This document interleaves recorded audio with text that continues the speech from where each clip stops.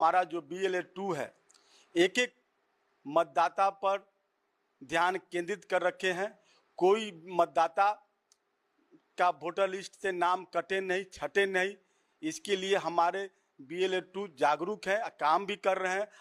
और जहां तक रहा तो चुनाव आयोग ने भी निर्देश किया है सारे BLO को कि किसी भी मतदाता का अगर नाम आप काटते हैं तो उसको बजाते आप उसको नोटिस भेजा जाए और उनसे स्पष्टीकरण करके ही वोटर लिस्ट से नाम उनको हटाने का प्रावधान लाए हैं।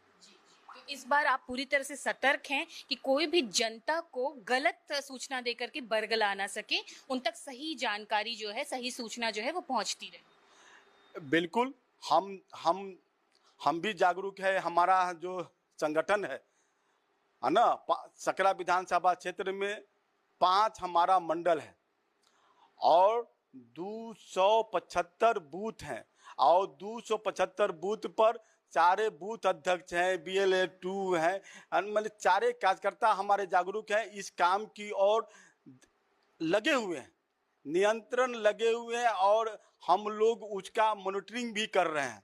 मॉनिटरिंग करके मैं सारे BLO से संपर्क में हूँ।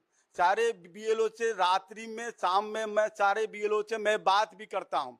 अगर जहाँ कहीं भी BLO को जहाँ परेशानी होती है तो हम उनसे बातचीत करके अपने कार्यकर्ताओं से साझा करता हूँ और प्रयास करता हूँ कि समस्या को सॉल्व करें।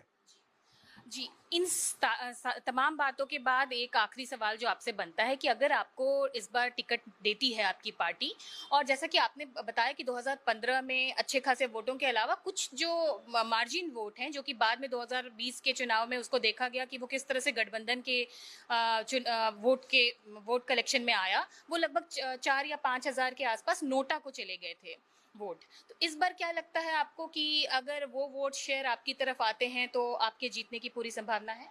देखिए, हम लगातार चुनाव हारने के बाद भी लगातार शादी ब्याह, जनेऊ, श्राद्ध में या किसी का शादी का सालगिरह हो, पूजा हो, त्यौहार हो, पर्व के त्यौहार में भी नियंत्रण सब जनता के बीच में उपस्थित रह रहे हैं और इतने रह नहीं रहे और उनके दुख सुख में भी, है ना, मैं सम्मिलित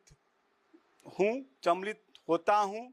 और कोई भी किसी प्रकार का कहीं की भी समस्या होता है तो मैं साझा भी हमारे सकरा के जनता और कार्यकर्ता करते हैं।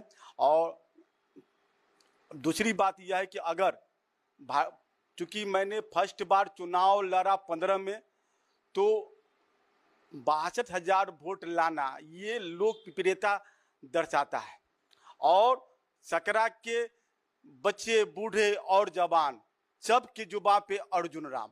हम तो कहेंगे कि NDA के जितने सारे नेता हैं वो सर्वे करा ले, सर्वे से साफ जाहिर होगा, दूध के दूध, पानी के पानी हो जाएगा कि सकरा में एक ही नारा है, बस अर्जुन राम।